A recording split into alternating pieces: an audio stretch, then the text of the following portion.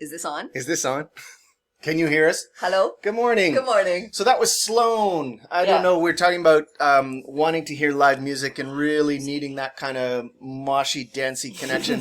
And I heard that Sloan is actually playing Toronto in the Phoenix on the 13th. So I guess if your dancey, moshy connection can have masks, Yay. boy, I'll viscerally enjoy it through you. Wonderful. Group cry sesh. I hear you. Was that afterwards? Do you know when I had my first crocodile? Do you remember my first crocodile tear, full on cry of the pandemic? Do you remember when it was? It was that video of that music teacher who was playing the ukulele, and it said, I wrote this song especially for my kids in the time of the pandemic. It was just near the beginning. It was in May or June. When we thought things had been going on for a long time. Yeah, when we thought this was forever. Anyway, it's that one where she starts and it's all really nice ukulele music, and then she goes to open her mouth to sing the lyrics, and it's just this mad cry, this scream of angst, and it was so funny, and I started laughing, and then I full on lost it because that captured it for me. So I hear you. Yes. Wonderful. All of these things, there are lots and lots of things, little things that you can do to help you during your day, during your semester. Screaming is one of them. Screaming is one of them. Oh my goodness, absolutely. So good for you. I'm glad you're doing things. There are lots and lots of things that you know how there's no crying in baseball, which is actually not true. There's lots of crying in baseball. There's lots of crying during the pandemic. Find some good cry buddy. Yeah. I just posted your video. Oh, good, because it's great. Okay. We're going to do some things, but in fact, we're going to do more things than we planned. That's right, because we have to tell you about some important things. Yes. We have to kind of wrap up the ecology unit in a way that I hope you will value. Okay, so... Woe be to you if you do not. Yeah. Okay, super good. So, map of the world with some lines on it. And these lines, they're, kind of classic lines that we see when we talk about human migration. When we talk about human migration, we use the word migration in a totally not right way, because migration usually involves the return. It's usually a seasonal thing over a seasonal time scale rather than this generational time scale. And we're going to get into time scales, which is why it's really good to bring it up now. So the whole idea here is that all evidence suggests, and I doubt very much that there will be evidence to suggest any other possible origin, but all evidence suggests that humans evolved on the continent of Africa. And surely. Yep, as a result of all sorts of things, including the very likely possibility that curiosity just kind of drove this massive expansion of humans, including also food and resources and all. Curiosity killed the cat, but it sent us out of the trees and onto the plains. Okay, so we distributed ourselves around the world, and we can, in many respects, figure out when that happened. We are discovering some brand new, exciting information about North American habitation by humans, by the first humans. And of course, it's going to be way longer than what we thought. But anyway, it's still very exciting and really fascinating. So this is kind of one of the accepted kind of pathways. Obviously, there are going to be wonderful stories that go against this. But let's just kind of accept this as being our sort of model that we're working with. What I'd love for you to do is to grab a stamp and stamp for me on 3. Don't do it yet, please. Stamp for me on 3 all together, where you would imagine the greatest amount of genetic diversity in the human species to be on 3. So just get your stamps ready. And 1, 2, 3. Excellent. Brownsville. Wonderful. No, this is good. Don't delete. Hold on. Okay. I've been to Brownsville. Okay. Super good. There's lots there. Yeah. Wonderful. Okay. And The police then were called on me in Brownsville. let's clear. And I would like Hold on. for you to please stamp for me on 3 where you would anticipate the least amount of genetic diversity to be. 1, 2, 3. Great. Cool. I love it. Hold on. You got it? No. No? Okay, we're screenshotting. Okay, now, some of you are probably asking questions like, what do you mean by genetic diversity? And hopefully you're asking when. That would be an important thing to Perhaps some qualify. of you even said, it depends. It depends. So, what are you thinking in your brains right now? In terms of like, what about, and I was Put 'em in the thinking, chat. put them in the Put 'em in the chat, chat. put them on the screen. What things do you feel that you need to share in your thoughts?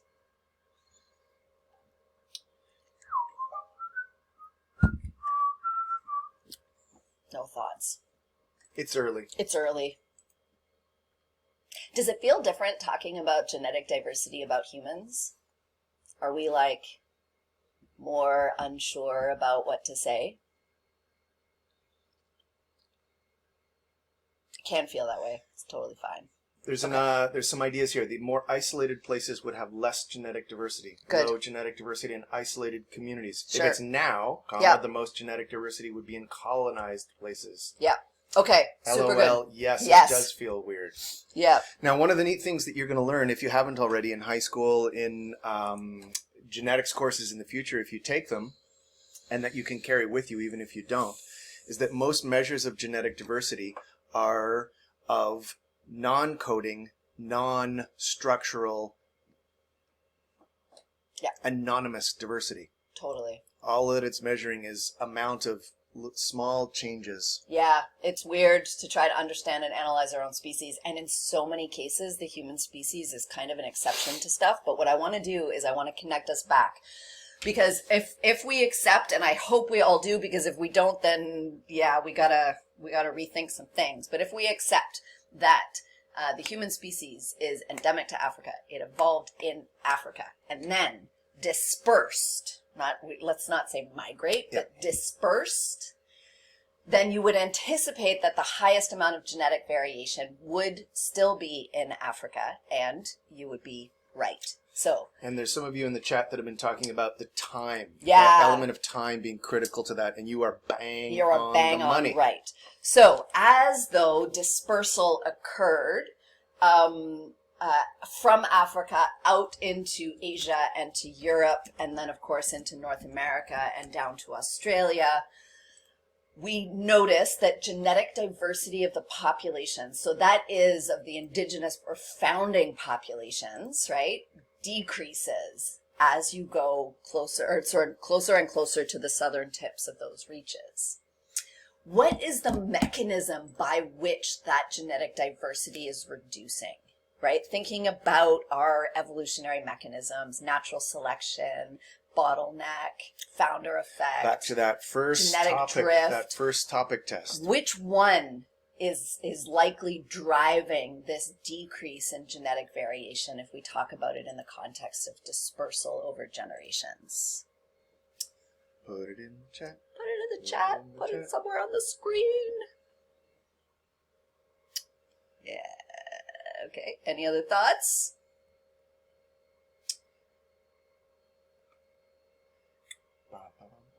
Yeah, gene flow. Good. Okay, so yes, gene flow comes into the story in a second. Hold on to gene flow. Yeah. Founder effect. This is the founder effect at the human in the human context, right? Because you have a big population in Africa, you have a few that go off or disperse, and then set up another population, and then from there disperse and set up another population and disperse, right? This is a generational dispersal. So what you're having is this subsampling, right? This reduction of variation as a result of subsampling of a population that then disperses over generations. And if you do take a look at, again, like the non-coding, totally kind of, interstitial DNA, what you end up with is this reduction in variation. It has like almost no consequence on anything. It's just really cool to be able to trace back the origins of it, right? Okay, super good. And what do you want to say? You want to say something? I always do. But let's keep going. Okay. Otherwise, we're not going to get. We're going to have to put stuff into. I know that we've begun the great push. At the great push, it's fine. It's normal for the end of the semester. Okay. We reassure ourselves. If we take a look at, instead of looking at DNA, we take a look at diversity of languages. Language is a trait, right? It's the expression of a trait. It is like this sort of external trait that humans have. It's fantastic. And so we can take a look at it as a phenotype, right? And in fact, what we see is a very similar thing with respect to what we see in genetic diversity. We see this diversity of languages, right? Way more languages in Africa. And as we move out and as the migration happened, right? The idea is that they were taking certain languages, but not all of them, or certain language bases, but not all of them. And so we have this spread that is supported within languages as well. Cool. And then, I think this is even cooler. If we look at within a language, we can look at things called, what are they called? Phonemes? We'll see in a sec. It'll be on the page. But basically bits of a language. And so what I mean is like syllables, like the possible sounds that are being made. If you think about an extreme example of fewest sounds, think about the indigenous languages of Hawaii, for example, where there is meaning in repeating the same syllable that is different than just that one syllable. So like Honolulu, right, is different than Honolulu, right? But if you make it double, you actually change the meaning. And that's because there's actually fewer sort of bits or possible sounds within those languages than there are outside. So we can look at diversity within a language as well. And if we map that, this like blows my mind. Check this out. This is awesome. So phoneme. I got it. Phonemes. You're not a phony. There's no imposter syndrome okay, there. Right over here. So if we take a look at high diversity is going to be in red and orange, and then lower phoneme diversity or distinct sounds is going to be in blue or purple. We see again this high diversity in Africa that then as dispersal occurs spreads out. And you can see here's Hawaii, then like super low, right? It's great. And again, nothing to do, in terms of consequence of everything, because the human brain finds wonderful ways of creating meaning irrespective of how many bits of information you're working with. But it's just really cool to see how it all kind of overlaps and how it's supported both genetically as well as culturally. And it's also, I love to look at this in terms of the effect of landscape. And on here. So I see, for example, look at the northwestern coast of North America with high phony. And this is in an area where this is perhaps a departure from that general trend. Yeah. What's happening there? And I would imagine that you're looking at watersheds and salmon. And this is the driving of culture and people and human evolution alongside the driving of other species that we're associated with. And so we can take that even more. So not just species upon which we're a predator as the specialized and gorgeous relationships on the West Coast with salmon, but in terms of species that share the planet with us. So this is kind of another map where we don't have enough data, but where in 2700 we're adding to this data every year. This is a paper in PNS a few years ago that looked at the diversity of Demodex folliculorum, which is a hair mite, one of the two hair mites that everyone here, I hope none of you are going, knowing that this lives on you. But this is a species that lives on you right in here in little follicles of skin on your body. And near probably 99% of us have them. And their diversity, this species that obligatorily lives on us, shows the same patterns. When we've been able to look so far, as we've started to sequence and look at the within species diversity, the vast majority of this diversity, of this arthropod that lives on our body, tracks where the diversity of people and time has been. And that kind of blows my mind. I tell you, it makes my hair stand up, and it is, but you're going to have to take my word for that. Tiny little. Okay. Yeah. So. And yes, South America got a peace sign. Yes. Yes. Wonderful. Okay. This stuff blows my mind. I get really excited when I think about it. And just to kind of, again, like, we are not outside of the natural world and these natural processes. We are part of evolution. We contribute to it, and it's happening to us like right now. And there's some people that are both delighted and disappointed, maybe, that in Anthro 1150 they've been talking about Unit on Language and Culture a few years ago. Yay! So awesome. Yay! And there's someone, this is in the chat, but they recommended a book called Sapiens. Wonderful. It's a good book. And I have not read it. Yep. It's on my wish list now. Yep. Cool. Wonderful. So, I want to tell you a story. Right? Oh, yeah. Okay. So, this is... Today's lecture is happening next week. Who are we kidding? We'll just start physiology next week. Because this, I hope you're enjoying this. It's really cool to me how it all kind of connects. So, this is a part of the world that is pretty near and dear to my heart, as somebody who had the opportunity to spend time there. This is the southern tip of South America. Right here. This is Patagonia. This is the Chilean side. This is the Argentine side. The white line here represents the border. These are the Andes that go all the way up and into the Rockies. This is a huge mountainous chain, right? And in fact, from this map, you can see that they then dive underwater and they go and they reemerge here as South Georgia Island, and then they kind of do a little U-turn, and then they become the Antarctic Peninsula. So that's how that mountain range is all connected. We are totally connected across both American continents.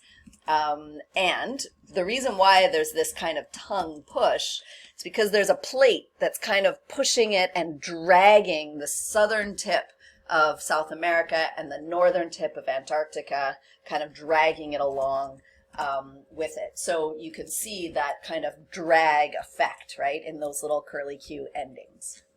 Okay, so this is a busy place in terms of human history, in terms of colonial history, and it's definitely worth diving into. I mean, even nowadays, these islands here, highly, highly contentious as to who owns them. At least if you live in the UK. If you live in the UK, you're pretty convinced that these are the Falkland Islands. If you live in Argentina, these are the Malvinas, and wars have been fought on these islands. If you're a geologist, they actually are South African, believe it or not. You remember that, yeah. That's where they come from. Geologically, it's bananas. Some geologists in the 80s, when Margaret Thatcher was swinging that monarch, that colonial big thing around, some geologists should have got in touch with South Africa and been like, you know what? That would have been the old white guy. Well, actually. And people would have been like, sit down. We don't want to hear actually. But anyway, geologically, South African. So, okay. Busy place because, it became, in terms of its colonial history, it started out with whalers that had fished all of the whales essentially from the northern seas and were increasingly moving south in order to hunt whales. So we're talking about the 1800s in terms of colonial history, so definitely hundreds of years after the sort of North American story with respect to colonial activity. But way focused on natural resources and the killing of whales, fur seals, and other things like this. How much focused? Way focused. Like super focused, guys. Super like focused. We're going whaling and we're going to get all the whales. Yeah. And, of course, there were people already there because the natural resources were there, because the landscape is beautiful.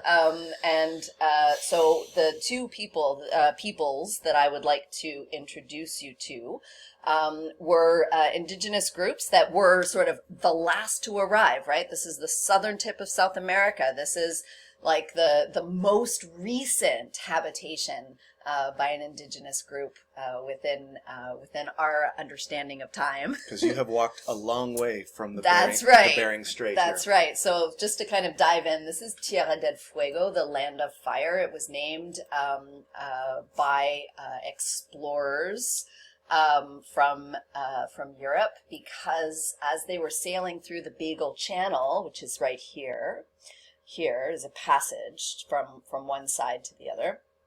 They saw big bonfires on the coastline, and the big bonfires were the fires of the people that lived there. Anyway, they named it Tierra del Fuego, the land of fire, and it is named after those bonfires. So the people lived in this type of landscape. So this is what Ushuaia, this is the Argentine side, this is what Ushuaia looks like pretty much today. Lots of ships in and out of Antarctica. I was there. Where was your house? My house actually, so my house was in this valley here, Valle Andorra, and this valley here is actually this one. So I was one valley over. In this little cabin off grid. It was very cool when I was that age, but like not anymore. I was like, I want a shower. I want, okay. But anyway, yeah, so it's kind of got like a Whistler feel in terms of like the culture nowadays. It's got young people from all over the world speaking all these languages because it's got quite a ski hill. Yeah. It's where the Canadian team skis during the summer. When they can't be at Whistler. Yeah. This is where they go. In Ushuaia. When the Revenant was climate changed out of Alberta and BC, when the filming of the Leo DiCaprio film The Revenant, this is where they went. Yeah. Okay. So anyway, and you can sail to Antarctica from there. It's the shortest sail. It takes 48 hours, 50 hours, something like that. Okay. Lots and lots going on in this place in terms of biodiversity, in terms of resources. It's spectacular. In terms of climate, it's got like a Victoria Island feel, or Vancouver Island feel, Victoria kind of city place kind of feel to it. Rains down low, snows up high. Exactly. Yeah. Yeah. So anyway, pretty good. Very exciting times. And the indigenous people who lived there are no longer there. So this doesn't have a happy ending. And it's important, I think, to tell their stories and to sort of celebrate that history or that part of Tierra del Fuego. What we see are two photos of just by looking at the photos, very different people. And in fact, they were. So the ones that are represented by this photo on the bottom left is a photo of a family from the tribe, the indigenous group Gemina. It starts with a Y, but in Argentina, the Y in many cases is pronounced J. So it's Gemina or Yamana if you're going to be Googling. And you can see just looking at them, very sort of stocky, very broad, and also crouched down. And this was, set up, this photo, as sort of representative of the people. And in fact, though, archaeological evidence suggests that it's fairly accurate in terms of representing their natural history or their relationship with the environment. They didn't have clothing so much, and that's why they had big fires, was to keep warm from the fires. But they were effectively part of the marine habitat. They spent a lot of time diving and swimming for mussels and other resources that they ate as well as used in tool making. And so having clothing that was wet all the time probably wouldn't have made much sense. Some people say that they spread fat from seals onto their skin in order to make it waterproof.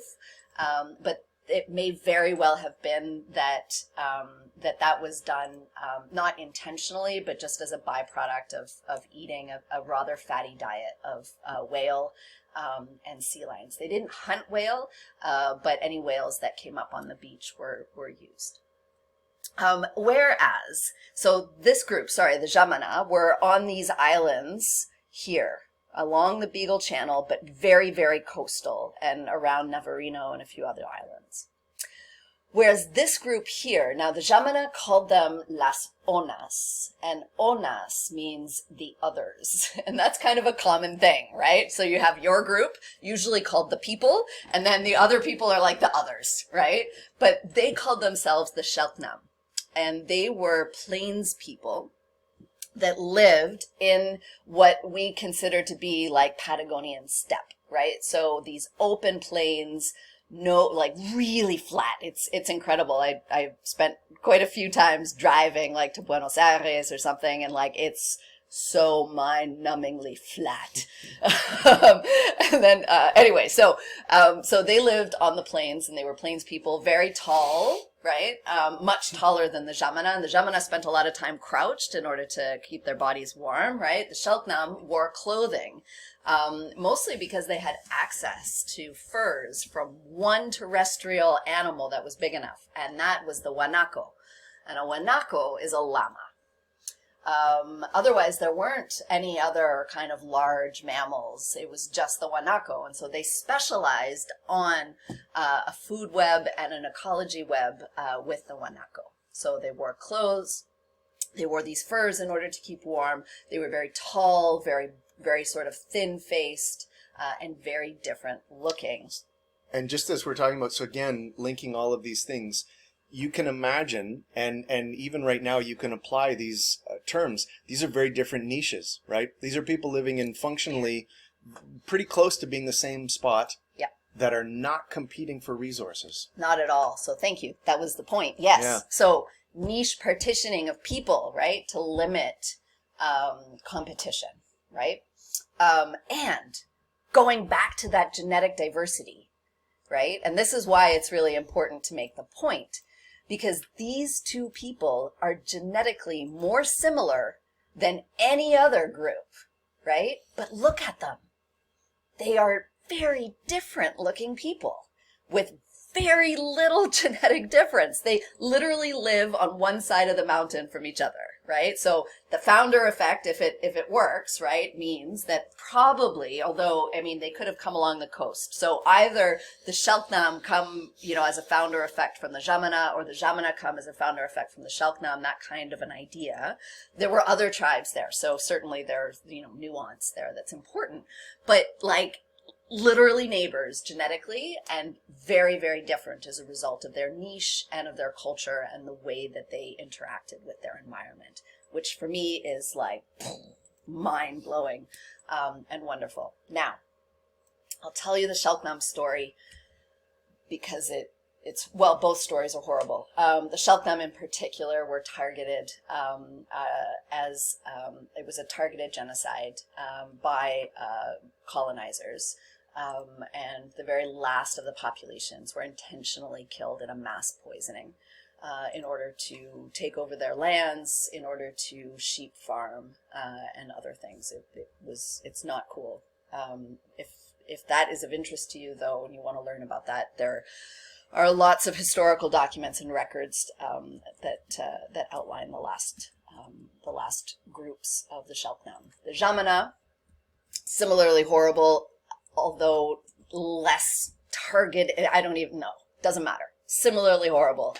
A lot of loss due to disease and illness, and though a little bit different in that there still remains one person who is of Jagan descent, so Gemina, and not only that, but Cristina Calderon speaks the Gemina language. She is the last remaining person, and every year that we do this part, I very cautiously Google to see whether or not there is that year to suggest that she has passed away, and everything that I could find suggests that she is still with us in Puerto Williams on the Chilean side. She lives there.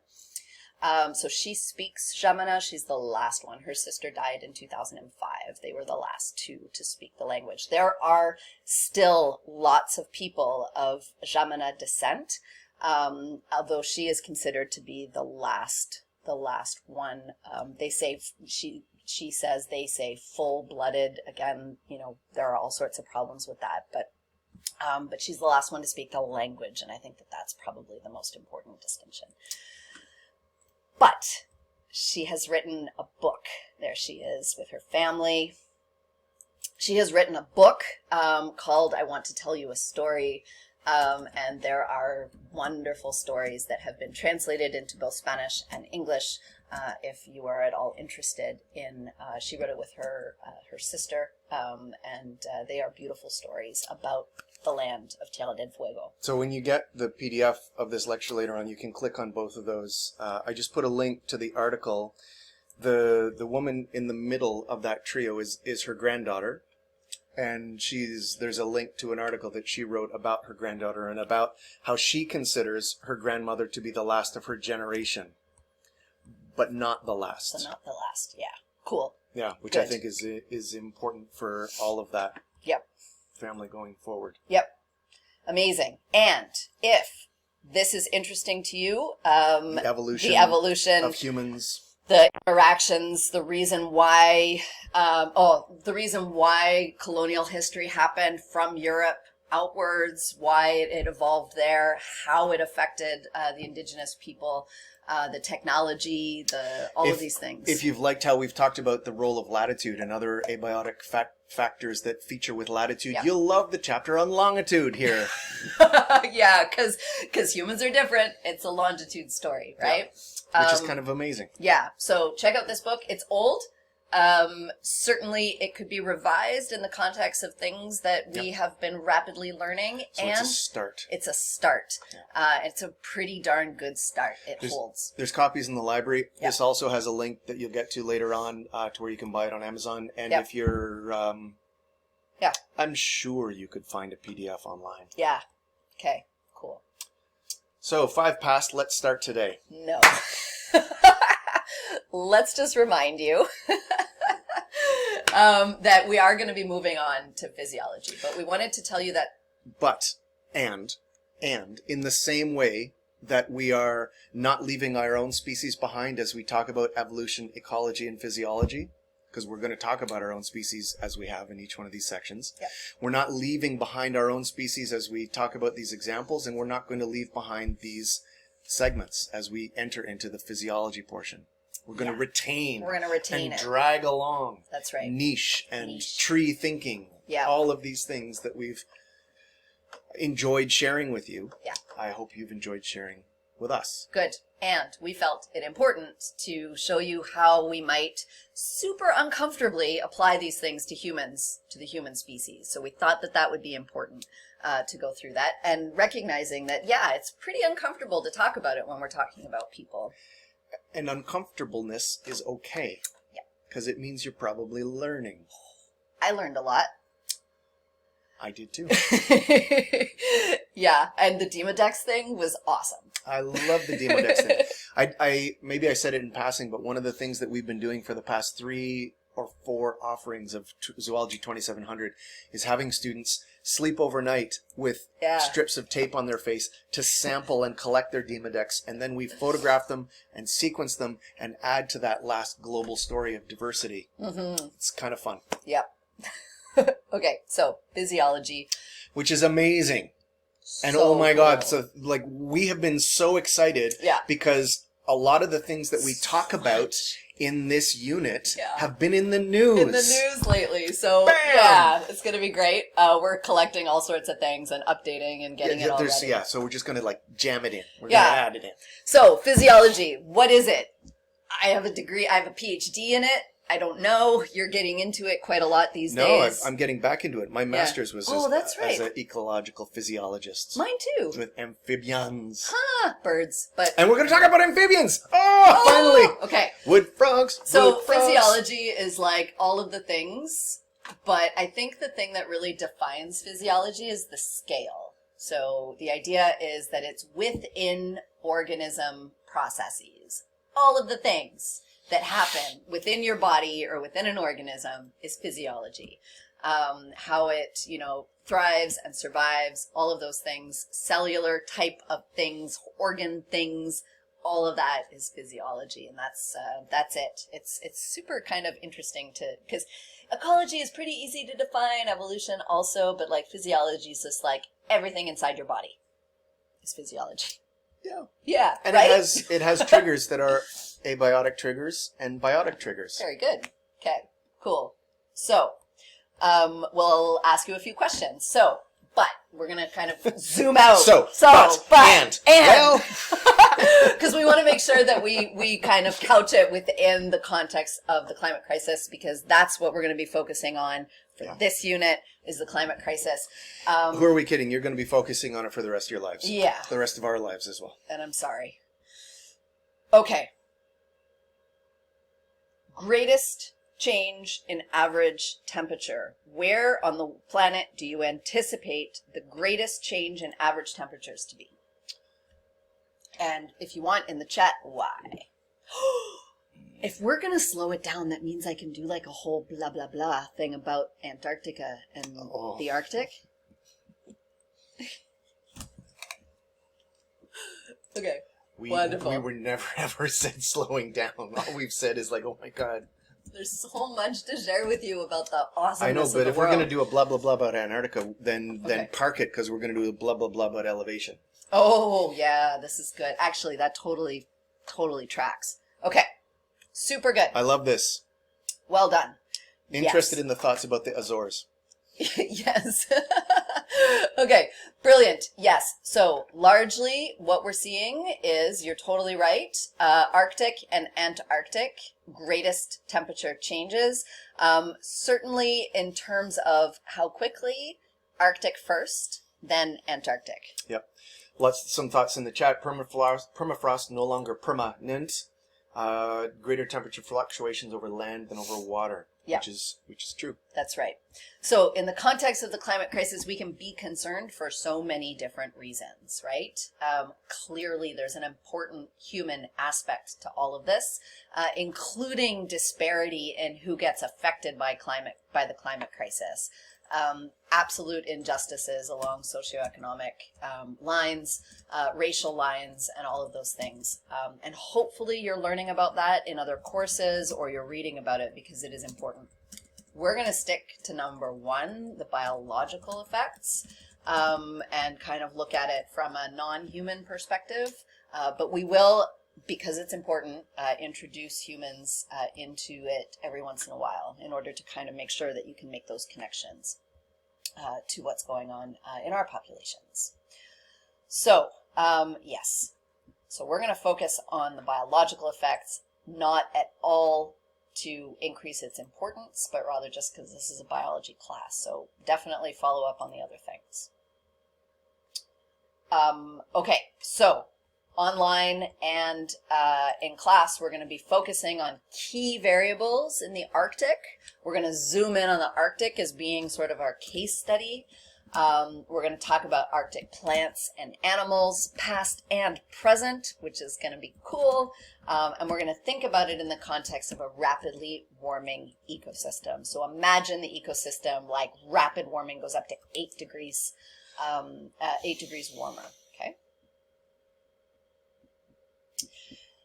And in order to be able to do that, and because we want to introduce physiology, what we're going to do is we're going to focus, we kind of have spent a lot of time up here talking about populations, communities, ecosystems, biospheres, biomes, bioregions, all of those things. Now we're going to kind of focus a little bit lower here, organism, organ system, tissues, cells. We may even bring you down to the level of molecules. So all of the things inside your body. We will. Yeah. Good. So there's been clearly a lot of talk about this, and it's only increasing. I mean, probably most of you know about the COP meeting that's going on in Glasgow right now. Right now. Not according to CNN, as they said in Edinburgh last night, which is like, oh, come on. Really? Like, come on. At any rate, they don't even sound the same. Like, Glaswegians in Edinburgh... Okay, I'll park that. We'll talk about that later. But, so this to you is probably an old paper. This was a science paper that has had thousands and thousands of citations, that talks about and tries to marshal evidence for how Arctic-associated organisms are experiencing, not will experience or may experience, are already experiencing climate change. And this is one of the frustrating things to me, and to, I think to both of us as scientists, is the fact that there's a lot of time when we do research on climate change where there are at least one of the 3 reviewers that papers usually get will say, well, maybe, but we're not sure yet. And it's really important that we don't say that this is because of that, because we're not sure. It's like, we're sure. Yeah. This is what's driving that. Okay. And this paper is a great example, 9, 11, whatever X years ago, where it talked about and marshaled evidence across a broad, not invertebrate, but like a broad taxonomic base to look at changes we are already experiencing in the Arctic. And these figures kind of grab some of those examples. So this change here, going from high and then tracking it to the left, is 2 time periods on the x-axis, and looking for different taxa of trees and flowering plants as to when they flowered. So looking at changes in phenology within the species. And you can see very clearly there, with 1 or 2 lines of exception, most things are flowering earlier. That might not have consequences, but it does. This is a little bit more complicated, but it involves caribou or reindeer, if you're going to be talking about them over in that other part of the world. Same species. But it's looking at the fact that the population size of reindeer, of caribou, is tracking up. This is on Svalbard Island. What's also tracking up is this ablation index, which is an index of how early things are de-icing. So things are de-icing earlier in the year, which means the population size is going up. And you think, oh, well, maybe this is like balancing. Good news. Like is this one of those? Well, there's 2 sides to this. It's like, no! This is the fact that because this population size is tracking up, mortality, starvation mortality is tracking up because there's only so much lichen there, and lichen doesn't replace itself very, very quickly. It goes on. So this is then looking at herbivores and the tracking of herbivores, like this little tiny, you can see in the bottom there, this little tiny defoliating larval lepidopteran. That used to be restricted to areas in the green and is now booming and following parts north and tracking along rivers. And you might not think there's forests there because we're talking about the tundra, but we've actually mentioned in class, and it'll come up again, the fact that there are forests here. They're just very, very small, very small. But they perform an important role to the other herbivores that live there. And this is a case where, associated also with earlier flowering, these changes in phenology might mean that one particular species that used to be held in check, that could be a predator or a consumer, can now boom. And that changes everything. Very happy caterpillars. A very happy caterpillar. And you then see species replacement. So the fact in Alaska, in northern Canada, in northern and Arctic Norway and other Fennoscandian countries, we're seeing the replacement of Arctic foxes by the red fox, Vulpes vulpes, the foxes that are here, the boreal, the temperate, these very successful invaders from the south are pushing up and moving in. And that to me, that speaks to me viscerally, because this kind of replacement from low latitude to high latitude really tracks one of the things that we follow in the tropics, which is a replacement of low or of high elevation specialists by low elevation things that arrive. So many examples. And if you're looking to do some graduate work, this is another even more recent paper, sorry, a little bit older. But these, as you're learning to do research in the primary literature, the last one was a science paper, which is like short, dense, big hit. White men. Well, let's look at the... Take a look at the list. Yeah, there's lots. Yep. There is a lack of like representation Yep. of hopefully it's like Oh my full God, of is there- LGBTQ. I don't think there's a woman there. Maybe? It's hard. Yeah, it's hard. But let's just say Boy, that oh boy. there is like So a strong- counter to that Yeah. trend is Dr. Parmesan, who is an ecologist at the University of Plymouth in the UK. And what she wrote here in the Annual Review of Ecology and Systematics is also incredibly highly cited. And for you, as someone who's looking to get maybe a toehold into this literature or into thinking about this and informing opinions of your friends and blah, blah, blah, the Annual Review series, there's one of Ecology and Systematics, there's one of Entomology, there's one of Biochemistry. They are rich treasure troves of existing literature. They'll have, average papers have between 30 and 50 citations references. These ones will have 150. So this is the place to go to get a lot of those. And they have beautiful also, I love this introduction in her paper that just really synthesizes things. So range restricted species, polar and mountaintop species will show severe range contractions and will be the first groups in which entire species will go extinct because of anthropogenically forced climate change. So, where will we go? We will... The places we will see. Yes, the places we will see. So next time we're going to get started thinking about polar bears as a species, thinking about what information we need about polar bears in order to make predictions. The idea, of course, is that we don't necessarily know what's going to happen, but as biologists, we can be informed and make sort of informed predictions, right? Based on... Huh? In a second. Oh. There's a thing to take up from the chat. Okay, cool. So we're going to kind of zoom in on the Arctic, and we'll use the polar bear as our charismatic species to keep you hooked. And we're going to introduce to you some pretty darn cool other Because species. the Arctic is full of charismatic, large, amazing things, and has been for tens, hundreds of thousands of years. Yeah. And so the polar bear is kind of our sexy megafauna that we're following here. But we're going to be, there's a frog story, there's a mammoth story, there's fish. multiple fish stories. Yep. And it's very vertebrate focused, I think, this one. it sure is. But Yeah. I'll try and keep waving the flag for the inverts. So we'll stop there for today, and we'll take the last part of this lecture that we prepared and put it into the next, and then we'll just keep on accumulating as we go. We hope you're doing well.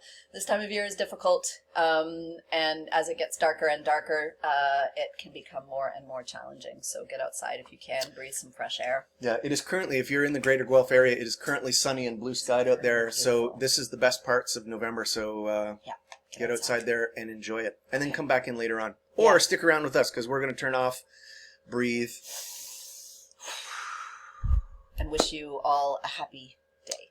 Yeah. Happy 1st November weekend. Sure. Okay. And we wave. And we wave.